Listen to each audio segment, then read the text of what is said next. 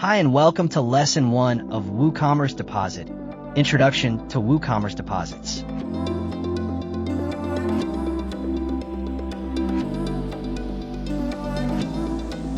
In this video, we will learn what the WooCommerce Deposit plugin is, why it is useful, and how to set it up for your store.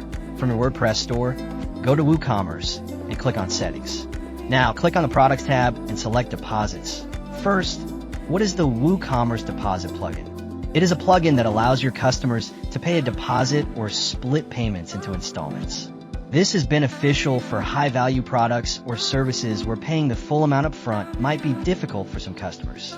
Its key features include deposit options, payment plans, and flexibility. In the product deposit configuration, we have enabled deposits by default selected, a default deposit type, a default deposit amount, a default deposit selected type, disabled payment gateways, and order again behavior. Now, go to Products and click on Payment Plans. Payment plans divide payments over time. From here, we can add a new payment plan and view existing payment plans. In a new payment plan section, we can add details such as a name, a description, and payment details and percentages. Now, go to Products and click on All Products. Now, edit a product. Once you are in the product editor, scroll down to Product Data and click on Deposits. Here, we can add payment deposits, deposit types, and payment plans. Now, let's view the front end of a product. Go to Products and click on All Products.